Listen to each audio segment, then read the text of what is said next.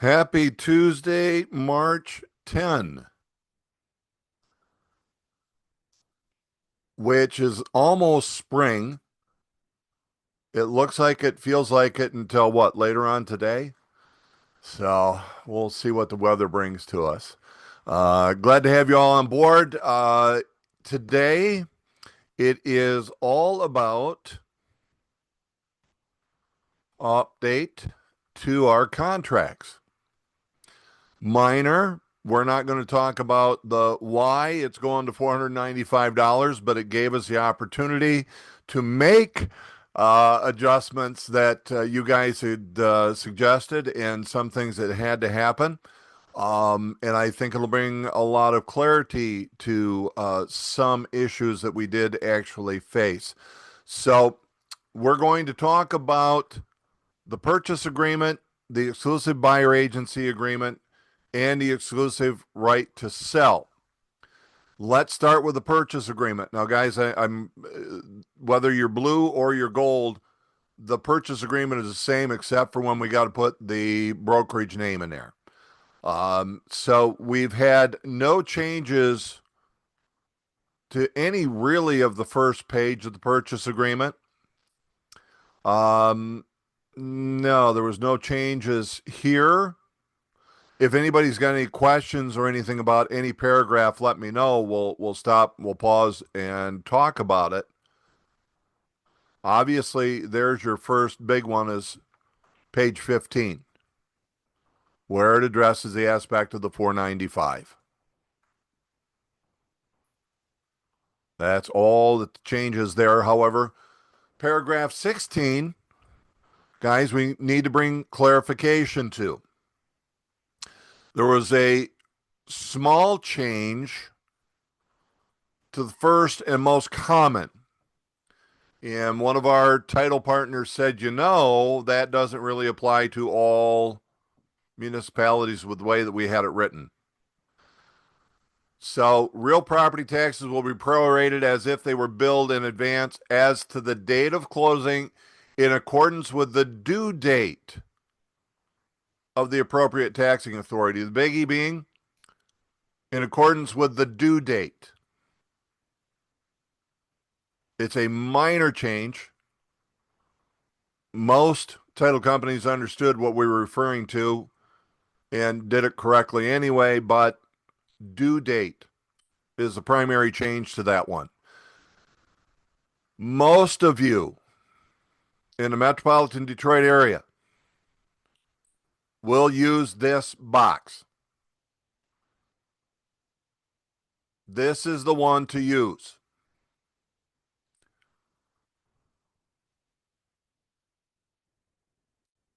That was the change.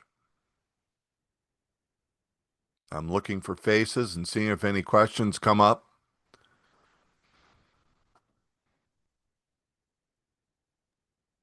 Darwin, this is Sandra from Coldwell Banker. Doesn't matter if you check that one or the as per local custom of the local taxing authorities. Yes, because what does as per local custom of the local taxing authority mean?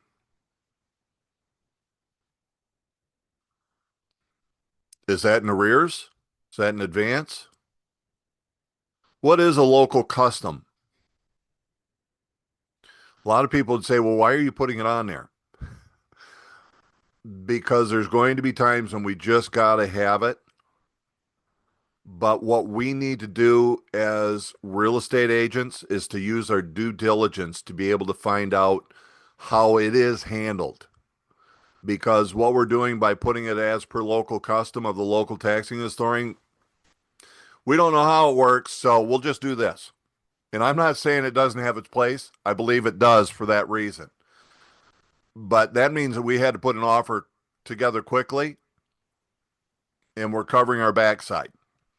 But at the same point, whom do we represent and what rules?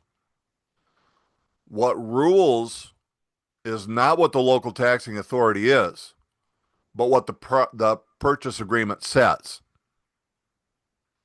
Could I not write a purchase agreement in metropolitan Detroit and state that the property taxes would be prorated in arrears. Could I do that? The answer is yes. Do I know that's not what's customary? I know that, but this is the way that the buyer wanted it written. So it can be done that way, which is not customary nor in line with. But what does that mean? If I go in the opposite, there's a swing in who's paying money and who's getting credit on money. That's the real big difference for that. Yeah, Tom, go ahead.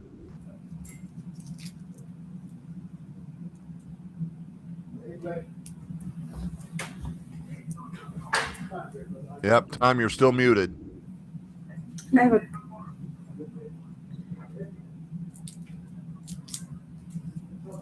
Tell you what, Tom, you keep trying to get that thing off mute and I'll go to somebody else. Darwin, I have a question.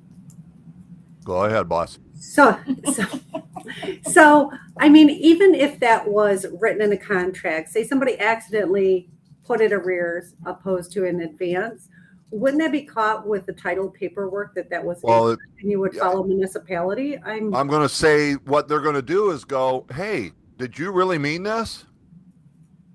The answer would be either yes or no. If I really meant for it to be prorated as if paid in arrears, I did that with a very specific reason. Okay, could you give me an example of a reason why somebody would do that? I guess I don't, I'm sorry. It's one of No, those. no, it's great because you'd be surprised. I've rarely used it, but I have done it. What's a maximum contribution that a seller can give on concessions in most cases? 3%, 6%. 3 to 6 typically is the max, right? Yes. What if the buyer still needed more? I Okay. could do the taxes as if paid in arrears. Now who gets the credit? Oh, okay. Gotcha. Check with your mortgage person if you ever use that one. But again, we're using that, guys, because again, the purchase agreement is what rules. It's not how taxes are handled within that local municipality, unless the purchase agreement states that that is to how it's to be done. Okay? So just keep in mind that part of it. Tom, you're off good now. Okay. I've had 2 or 3 cases where I've had a disabled veteran, and disabled veterans don't pay taxes.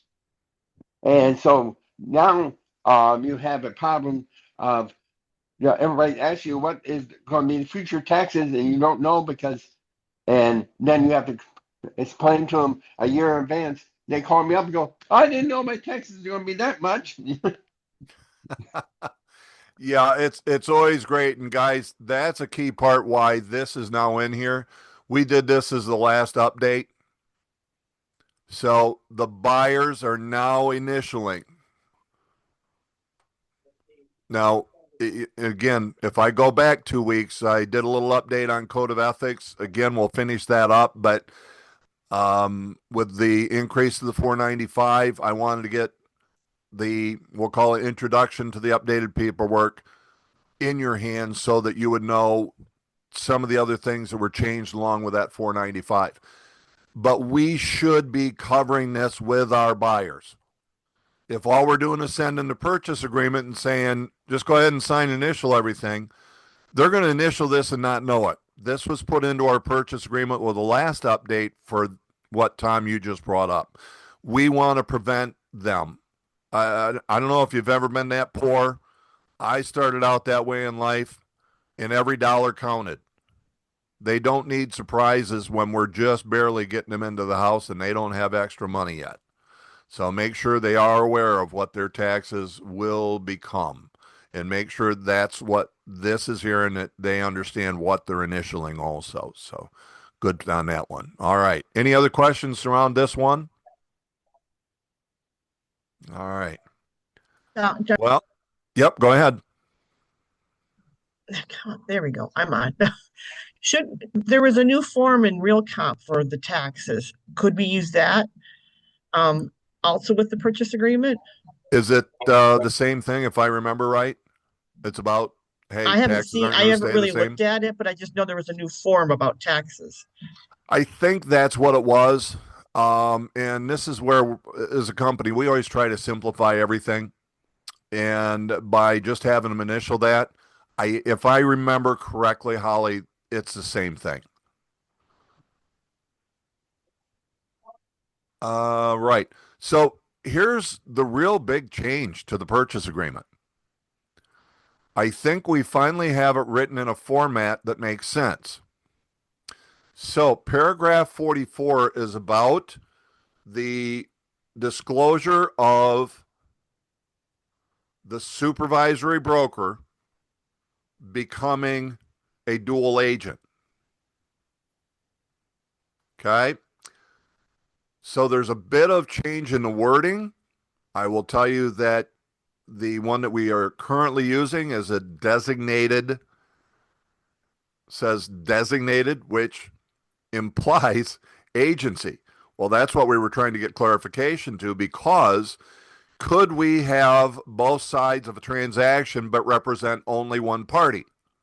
The answer is yes.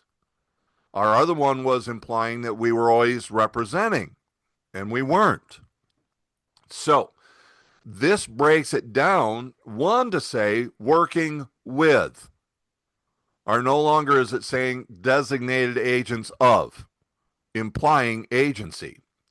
So it now says that the broker and agents are working with the buyer and or seller.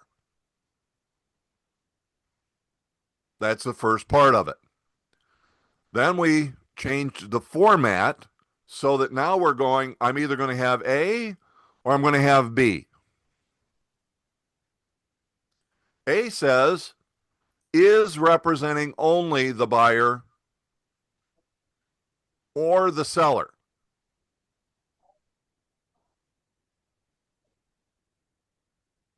Buyer and sellers acknowledge that Coldwell Banker Professionals is representing only the buyer or the seller.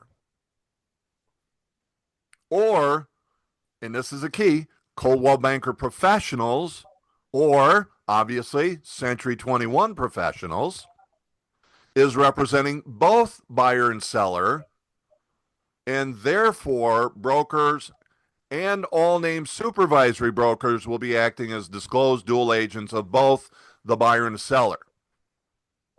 So this is dealing only with the brokerage and the supervisory brokers.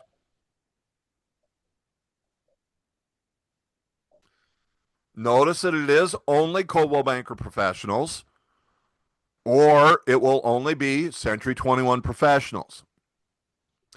So to address, what if I'll use Livonia and Northville? They're neighbors to each other. There's a good possibility that they will cross over. If they were to have a transaction together, it is still only as Coldwell Banker and only as Century 21. That would never be both. Our two companies have separate brokerage licenses. Everybody clear with that one? Hi, Darwin. I have a question. Yep, go ahead, Selma. So how about if both agents are from like just Century 21 Professional? Which one we pick that time? Well, let's read it. If it said buyers and sellers acknowledge that Century 21 Professionals, would it be A or would it be B?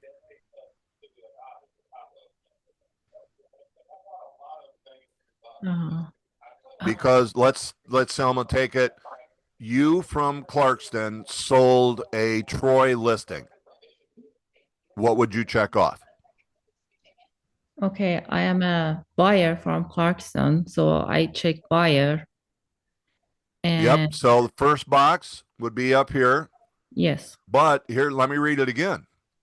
by our signatures below, the parties hereby acknowledge the broker and agents are working with is Century 21 Professionals in the scenario that we just gave, Clarkston and Troy,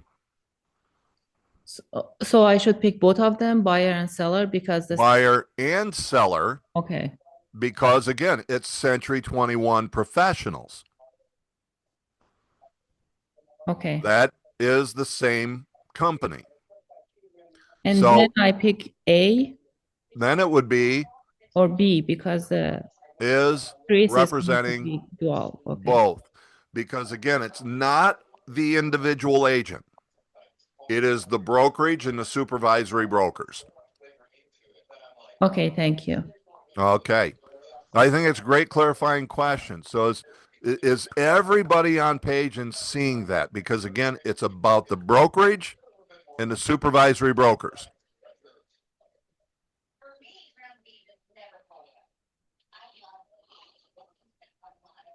We're going to call that a thumbs up and everybody's good. Other than that, guys, everything else is the same. You'll see, by the way, down at the bottom, each page has got the update that we're going to use. So this is a 3/1/2026. You'll always see that. Okay. Let's see which one. I think this will be simpler. Let's go to the exclusive right to sell. First thing you'll notice that I have signed or changed or highlighted. There we go. Exclusive right to sell or lease contract. So there was a, why don't we have a lease contract? Well, it was pretty simple. We fixed it. We kept it all on one. It brings clarification. So this has come about because of a request by you. And I'll tell you, it's pretty simple. Anytime there's a buyer / tenant, we've added the option for lease or for sale. It could be both. But that's really all we've done with this is to add everything in that or lease for the property, the sum of owner / landlord. This was a necessity.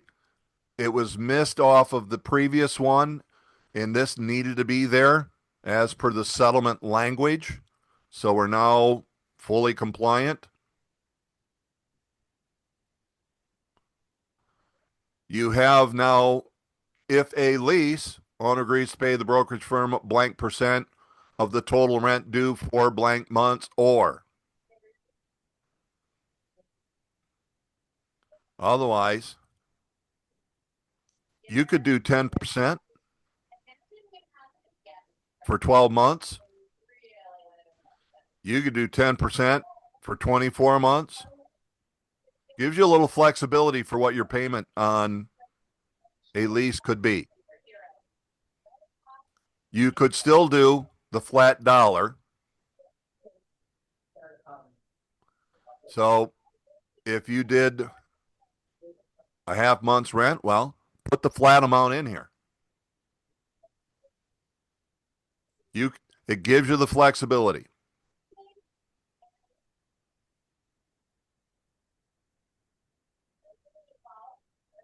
Again, owner sells trade leases. For our purpose of this paragraph, sales shall include a subsequent sale pursuant to an optional option granted during the applicable period. Otherwise, your lease with option to purchase is addressed with it. Oops, get that a little bit higher for you. Sorry. I forgot about that part of it. Hey, Darwin, Yes, sir. when you say put in the dollar amount, and that's true if you have a specific single property, but if you're doing any property in Michigan and you don't know what that amount's going to be. Well, this is the exclusive right to list or sell or lease, excuse me. So not the buyer contract. This is the listing contract.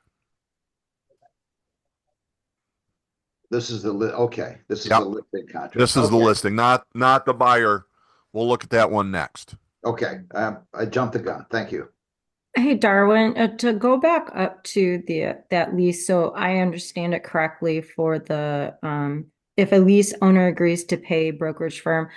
So if it's a 1 month's rent, I would put 100% of the total rent due for 1 month. Would that be correct? Yeah. So if here's what's been typical is that we will take 1 month's rent. So if it was 2,000, we would put 2,000 to blank. Right. I will tell you that I do 10%. That actually makes me a few more dollars. So my case, I do 10% of the total rent for 12 months.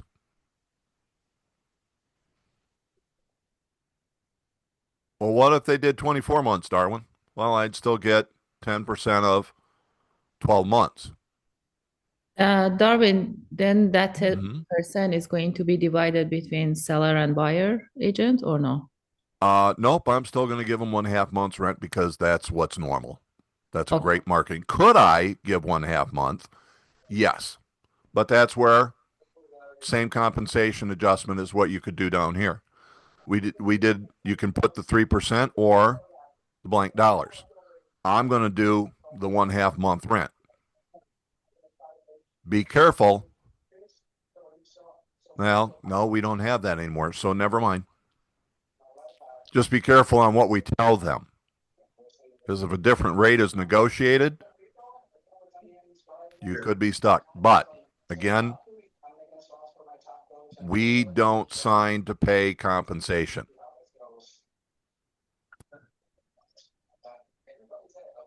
Again, leases, that paragraph. Everybody good with this section? This is still paragraph 5, still the same. Darwin, can you hear me? Yeah, just barely, but I got you, bud. We're having quite the difficulties with Zoom today, so hopefully you can hear me. Yep. But what if the seller is only going to pay us 3% and they want to negotiate the rest in the purchase agreement? Then A, B, C don't work, correct? Correct. D would be the answer. And should we have A, B, and C initialed and have 0, 0, and 0? You could, but D initialed by itself should be sufficient. Perfect. Because it is saying not offer any portion, which is ABC are not available. And absolutely, should we do that if we've done everything that we can? Yes. And the only thing to remember is that if up here on paragraph 4, we did our 3% that they're willing to pay us as a listing broker, what if we get both sides?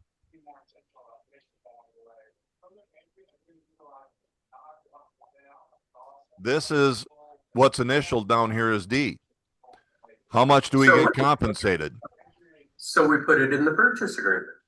Well, and again, this is 2 weeks ago when I did the update on the code of ethics. Here becomes the issue. What might it now force you to do so that you can be compensated for the buyer side?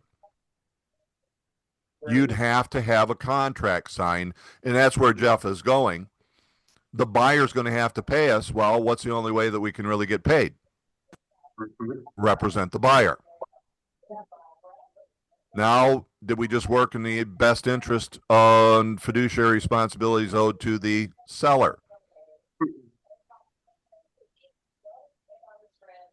Because we all know that we can do that, and we will do that. But not every circumstance says do it that way. So then it becomes the question, did you operate in the best interest of the seller? Because 3% more just had to be built into the contract, into the purchase agreement. I'm just giving you food for thought, guys. I'm not saying right, wrong, or otherwise indifferent. Hey, It Darwin. just raises that question. Go ahead, Darren, Jeff. Valerie, let me stay with Jeff just to make sure he's all set. So if we put 3% on here, we could put in the remarks down at the bottom that if we produce a buyer, they will pay us an additional 3%. We could do that, right? Well, what I would do is I'm still at that point. If they're willing to do that, I'm going to do the 6 here and still offer nothing. I would put in the additional comments that if, as per paragraph 4, 6% is only if we have both sides of the transaction. It just gets really muddy. And again, guys, as I put it, I haven't found any verbiage that truly will adjust this for what we know we will do. And what we will do is only if we have both sides will we take the 6. If we only have one side, we take 3.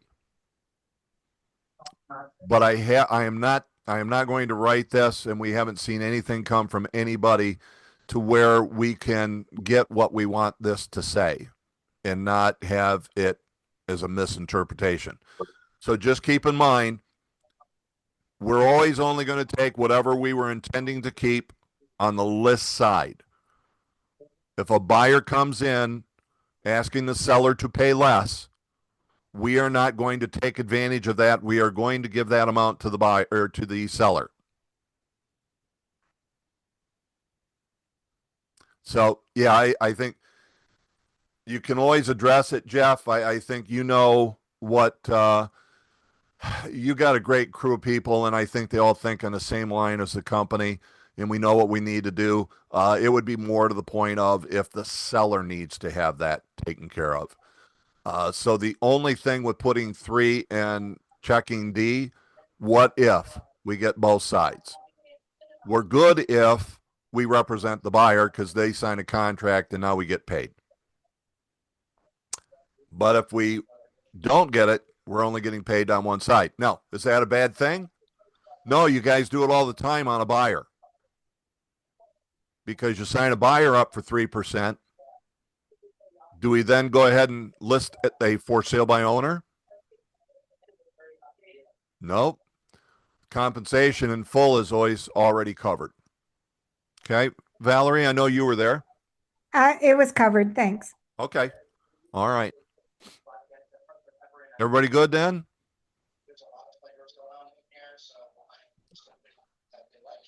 Again, what you see, it's just addressing lease agreement, applications. And this is what you'll see. I didn't go through and make sure I hit every one of those highlights, but that's really all we did to make this an exclusive right to sell or lease agreement. So again, we still have one that we need to deal with, keeping everything simple, not a separate agreement. Let's talk about the exclusive buyer now / tenant agency contract. Guys, this one was always already addressed. It did it with one paragraph. And this was the paragraph. So this is paragraph 7. I believe what I did is I moved this up. So I just changed it so it becomes a little bit more prominent.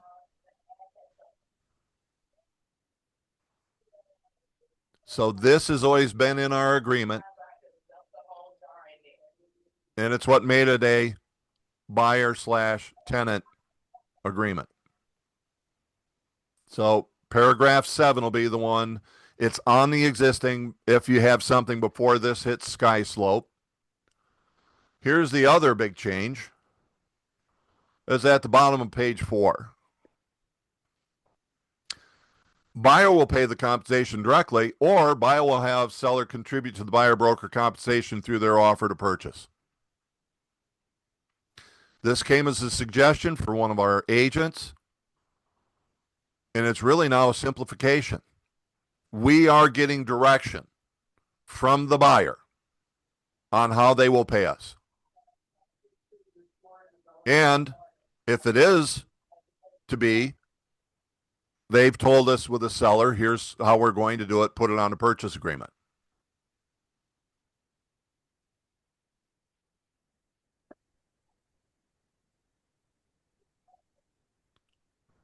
So we should give the option to buyer to pick either one? Or We suggest? actually, Selma, I would say, really, we always have. We just never directly discussed it.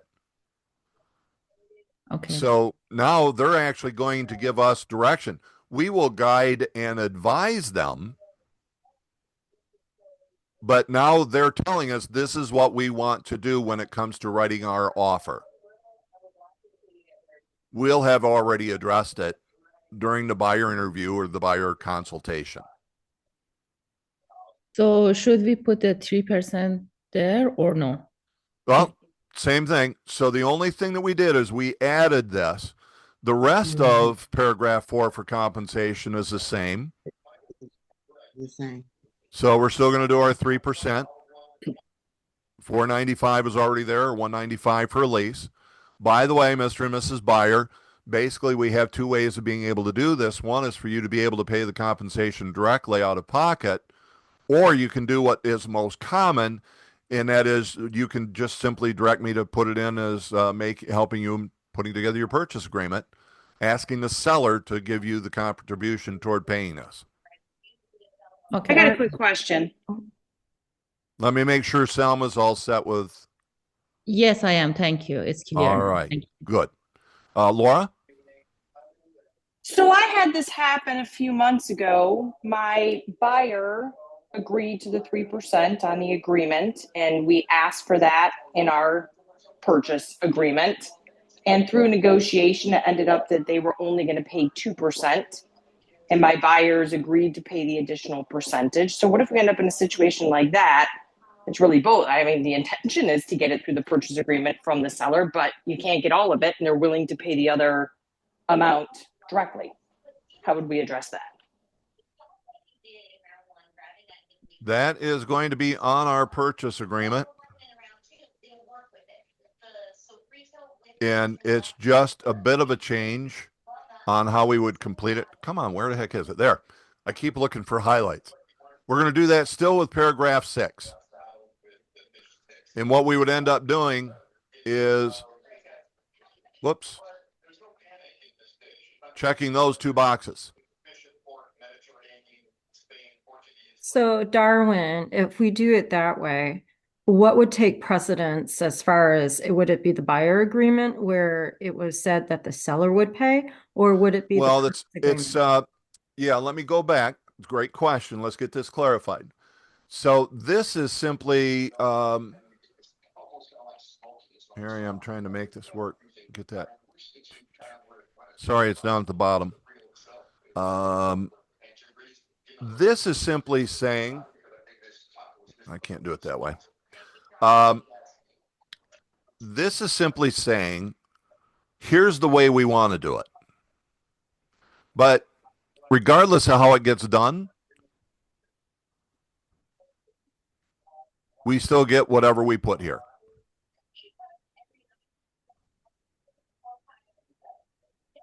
Does that make sense? They're still bound to pay the same amount, but they couldn't get it. Whoops, I didn't have to do that.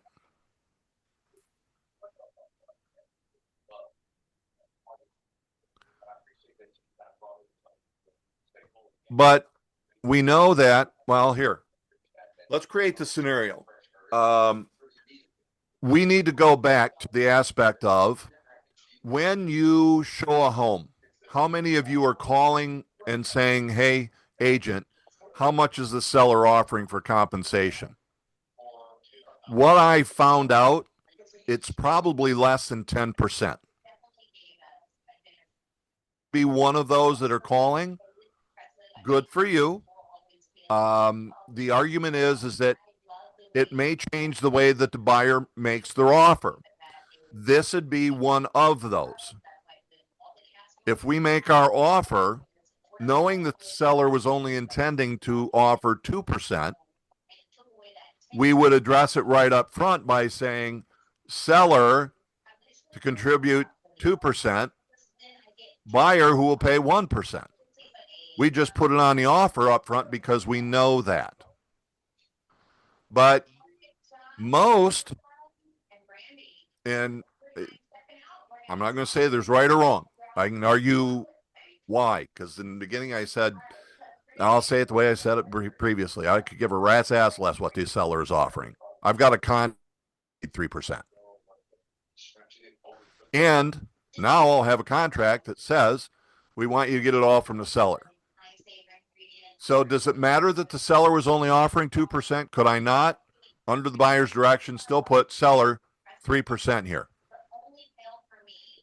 Yeah. You see, that's what's already in place. It really doesn't matter what this. I feel like a crazed person. It doesn't matter what the seller's offering. I'm going to go back to the buyer's agency. So I have a situation where the buyer cannot afford to pay the full compensation and it's not being offered by the seller. So do we have to go back to the buyer? The buyer agreement? can't afford to pull any money out of their pocket is what I'm hearing. Yes. Okay. Any further? Yes. Yep. Keep it simple. Purchase agreement. What are you going to put here? Well, I'm going to put 3, but if the seller doesn't agree to it and says, I can't do that, what can be done? So let's take a scenario. Sandra, what's the purchase price? $435. $435. What is 1% more? What's 1% more? Yeah, like 4,003. Call it close, right? So what am I going to offer as a buyer? Yeah, I understand that. Keep it simple, because now you're going, well, what if they don't qualify for 440? Well, then you can't buy that house. Mm-hmm. I'm more of okay, we've went through the compensation, but does that mean we have to change the contract with the buyer? No. Okay. Because you're taking it, but would the buyer potentially want to know that you're taking less? Mm-hmm. Yeah. Yep. No, I understand. Yep. Okay. So what I would tell you is that, look, let's forget it's a buyer and it's a seller. Is there times when we might reduce our compensation to be able to get a deal to happen because it's either a good business decision or it's the right thing to do? Yes, we do. Okay. I'm going to use the same strategy and philosophy with the buyer. There may be times where it's simply a good business decision or it was the right thing to do. Now, if they go, well, I want to buy this house, but I only want to pay you 2.5%. No, I don't do that. How could I charge you 2.5 when I charge everybody else 3? Okay. So, and yeah, Yvette just put it. She actually did that, where it was just, how are we going to handle it? I'll offer more because I know I'm responsible, and as long as we can get that to happen, then we're golden. I think, just remember, you have a contract and it says the buyer will pay you 3%. How they get the money, how they pay you, well, we just simply gave a box to say, yeah, I want you to put it as part of our purchase agreement, or we'll pay. And could you check both? Yeah, you could check both. If they've got cash to be able to do it, that would make sense.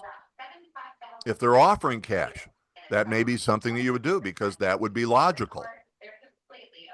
So it's, how can the buyer make an offer which is not only the highest, but the best? And that's the way that we need to take a look at the purchase agreement at this point. Okay, good questions, you guys. What else do we have? Hi, Darren. It's Marjorie. Yep. I put in the chat my question. If you have an existing buyer agreement with the old compliance fee? Then Sure. it is still under that contract. Oh, okay. Yep. So any existing signed agreement, Okay. they're going to be fine. Oh, But if okay. it's dated March 1st, then it needs to be updated. April Or, 1st. yeah, let me put it, April 1st. Okay. Then it would be on the new agreements. Okay. Darwin, what Yes. happens if you have a buyer's agreement right now and it expires on the 30th of March and they still want to work with you after the 1st? I'd get an extension beforehand. Okay. Yeah. Oh, shoot, this is recording. No, guys, do the right thing. You've got the people under contract. We want to work with them. We want them to buy a home from us. We don't want to go, oh, by the way, I got to have you sign this now because it's $4.95. Now, just get an extension for it. I'm on record for that one. I'll get the one in trouble.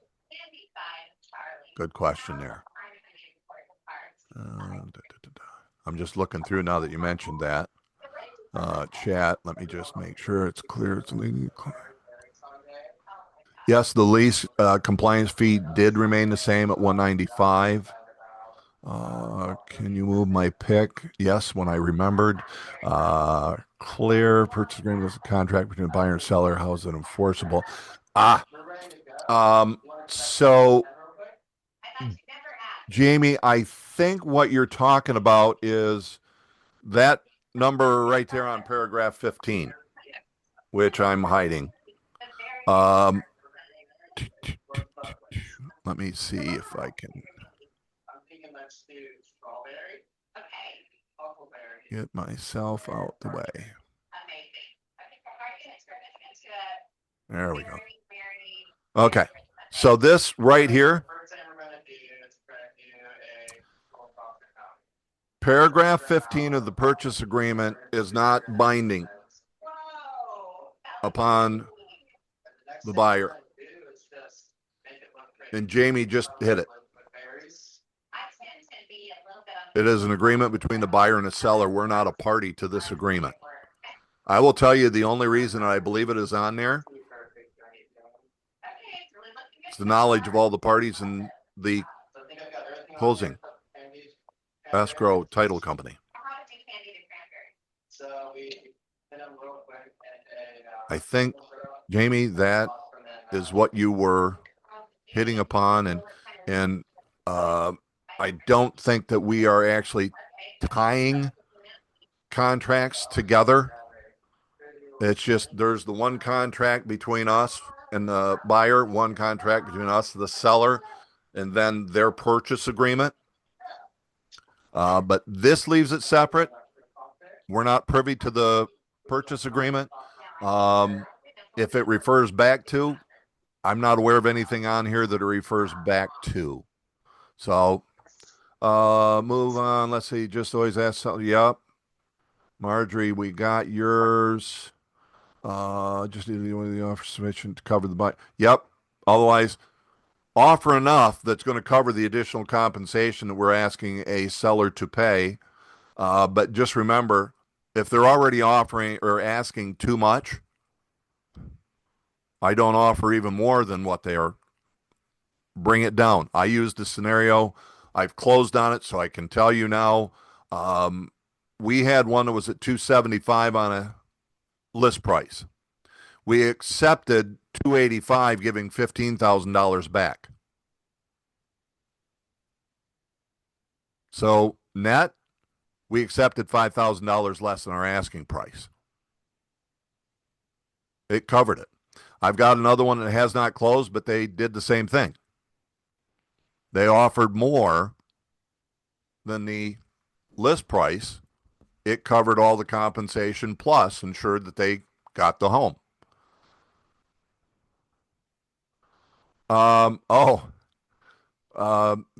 Can you cover what the compliance fee is for if you haven't already? Yes. It covers the same thing as the 6% does.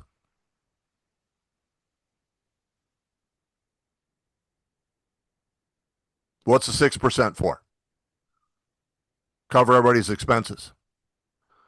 There's a reason that and I've shared this, I have for years been saying we got to quit breaking it out. It's our compensation. It should not be a separate fee. It's just our compensation. You'll remember that I ensured that we changed from commission to compensation. A seller and a buyer pays compensation. Well, our compensation, and the reason it's written this way, is so that it's not for anything other than our compensation. Thus, the 6% plus $495. If anybody ever pressed, I'd say, well, I guess I could charge 6.1%.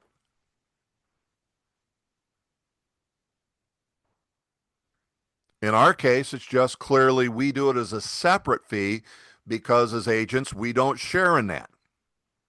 That is company money. What we know through our contracts is we share the 490 or the 6%, the 3% that we get per side. 495. Here, I've done this. I give a big old smile. I said, "You mean really?" I said, "Mean like compensation's not good?" I said, "It's profit. It's how our company makes money." Any other questions? And a smile. Because truthfully, isn't that what it's for?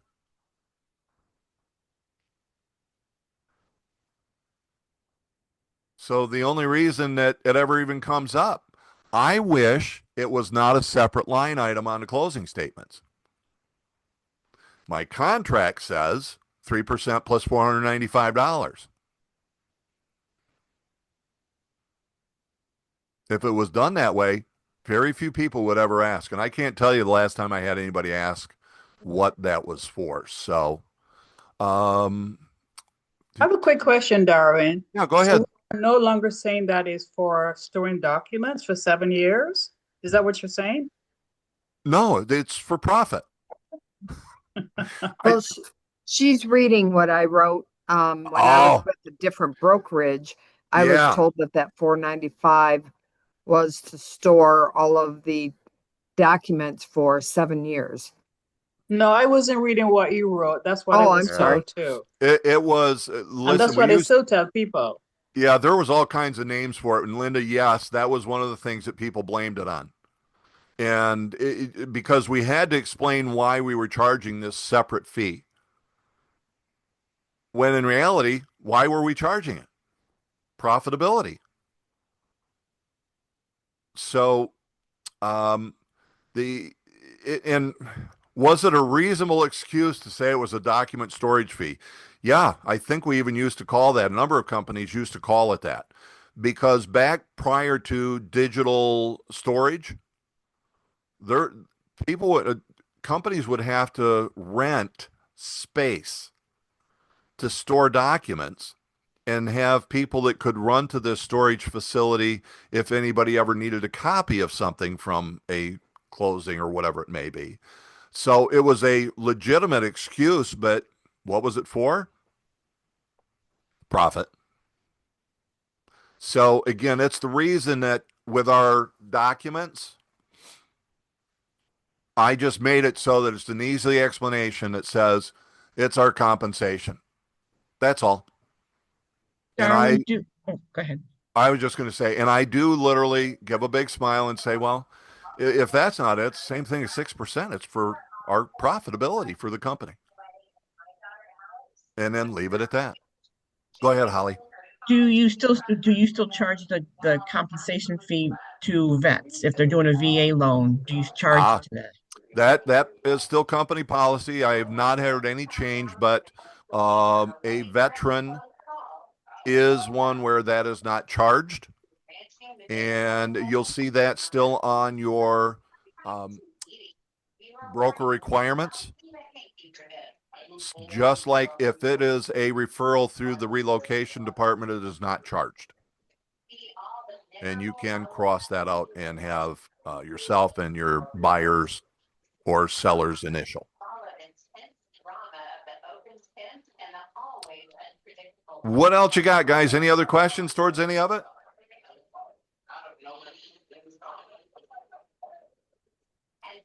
So I believe a Sky Slope does everything correctly, transaction desk. What you may see is the new agreements come in early. I would expect that the existing ones will be there and then eliminated. They won't be there on April 1st. It would only be the updated agreements. Whatever you do, April 1st, make sure that you've got the three, what do we got at the bottom? 3/1, 2026. That would be on the bottom of all of the new ones. But 3/31 is the last day of 395. April 1st, it's not April Fool's, it's 495. All right. Everybody good? Why do I feel like you might be fooling? Yeah, there was a pun intended. All right, gang. At this point next week, I'm thinking I'm going to be able to go back to cover the rest of the updates with the code of ethics with some fun stuff in there that I think would be really pertinent for all of us. But in the meantime, we're like through January, February. We're on the verge of spring. If you haven't really kicked in and started talking to people, now's a great time to go do that. Get out there, hit the streets, talk with lots of people. Matter of fact, I was talking with one of my new ones. I'll share with you real quickly. He says, Darwin, I went to the mall and I went with the intent of being able to make 10 contacts. I handed out 10 business cards talking to people, and I've got one appointment with a buyer.